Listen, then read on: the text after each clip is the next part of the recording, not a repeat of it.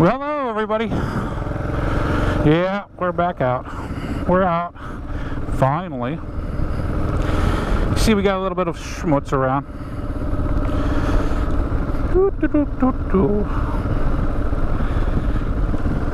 It's not very cold out right now. It's in the high 40s.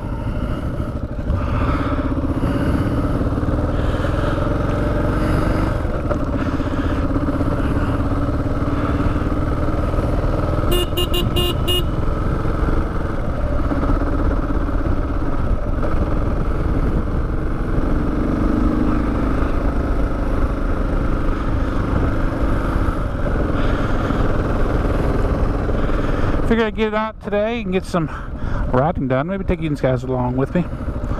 You guys get to see yet again what my area looks like. All smushed up.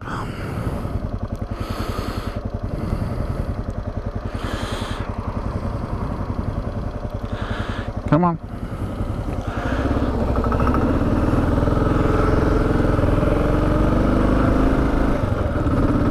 She hasn't been ridden for a while.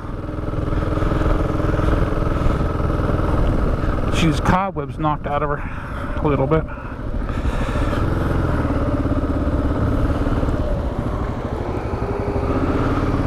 But I figured I'd take you on down to West Middlesex. I actually got a video, and I was going to do this the proper way, what I call the proper way, with me setting the microphone up, and the camera stand up, and everything in tripod, and getting it done that way.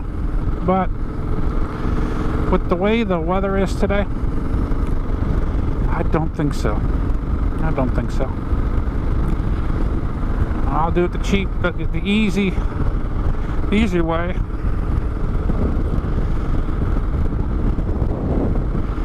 I gotta take my visor just a hair. Just a hair. There we go. You guys might get a little bit more wind noise, but I'll get to see what's more important. I haven't learned this helmet quite yet. I mean, I haven't ridden much in the cooler weather with it. But to get the vents the right place, and to be honest with you, I don't know with this helmet if there is a really good right place. So I figured I'd just go ahead and use the visor as a vent a teeny bit. I've done that many times with the cheaper helmets. Not a big deal. A few days ago, well, let's say 3-4 days ago, I actually came up to this intersection coming up to your direction. I mean, this was nothing but a freaking sheet of ice. It was nasty. It was disgusting. And I came up through, I was in my SUV, and what does a car do? Go across the turn right in front of me. Short. I mean, it was really a freaking butt clincher, you know? I just barely missed that car. I mean, yeah, I have an SUV. It's all-wheel drive. But it doesn't mean it's going to stop any sooner. You know, and I wasn't flying. I was barely moving. I'm like, dude, don't do that, people. And that was more than one incident on that time period. I mean, I almost hit vehicles because they were having old people just pull right out in front of them onto the road. This is down State Street in Hermitage. I mean, I almost nailed the Jeep. But I was in the center lane because that's the non-turning lane. Well, next to center lane, because it's actually 5 lanes going across. And the Jeep was in the right lane, and there was a car pulled right out from me. I mean, he almost smacked him hard, almost. But he knew that he needed to go ahead and veer off to the left to avoid. Well, guess what? I was in part of that left lane. And I'm like, holy crap, I see what was going on. And I mean, I kind of started coming down the brakes, give him a little bit of space. Well, my tires let loose. There was just nothing but ice. My tires let loose a little bit. I mean, I was just feathering the brakes on it. So I chose just to stomp on the throttle and hit the center lane because there was nobody in there, luckily. And avoided that accident some serious. Then I had another old person yet again. Decided, well, he's going to try to race me. As I was coming down the road, he was going to try to race it with him pulling out onto the road, crossing the road. He thought twice whenever he came up to about a quarter of the distance across my lane, which made me have to yet again slipping and sliding yet again. People, you know, come on.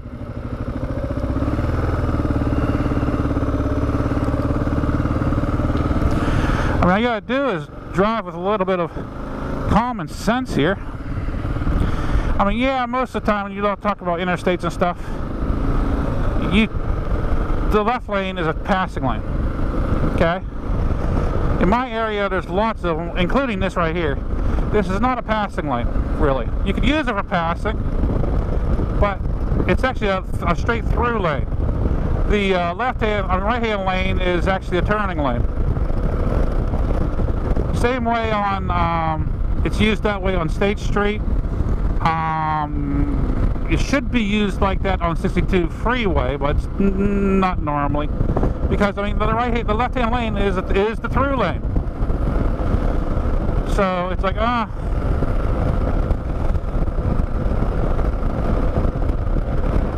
but yet I know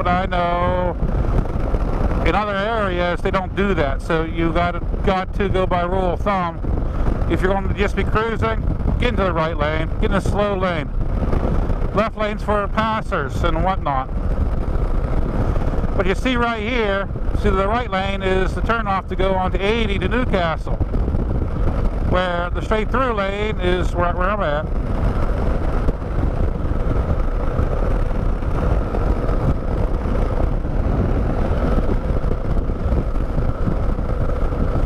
It is what it is. It is. B. But right now, I'm gonna hold this off, because technically I am in West Middlesex, but I'm gonna hold it off after these underpasses for Interstate 80. We are in West Middlesex, and my visor popped out all the way whenever I didn't want it to. Okay. That right there used to be one of those like flea market deals. I guess they got the new owners, and it no longer is. That building off to the right there, back there, it's like a checkerboard almost. See, I'm not the only person out here on a motorcycle. No.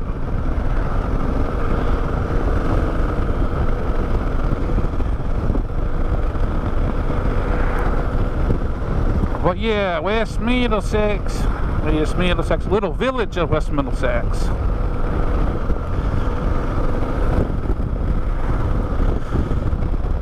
West Middlesex, you gotta drive like you are in authority.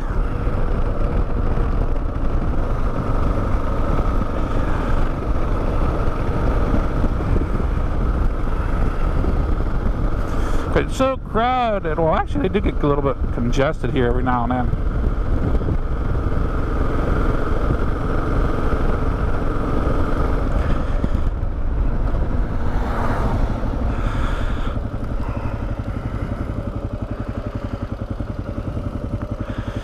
Drive like you are in an authority.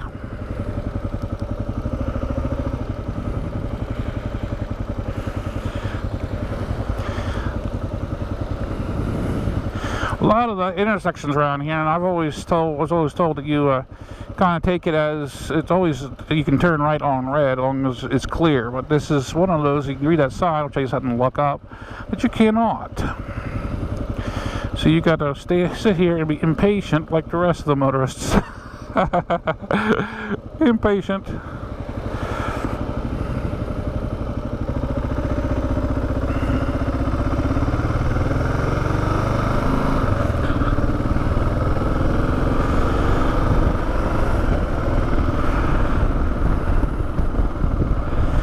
Okay, we're actually on, I don't know what street this is actually considered. This is I know the Korean War Veterans Bridge is right ahead. I just straight out on the sign. But, oh, let me see. Oh, I thought this was Main Street. This is the main street down West Middlesex.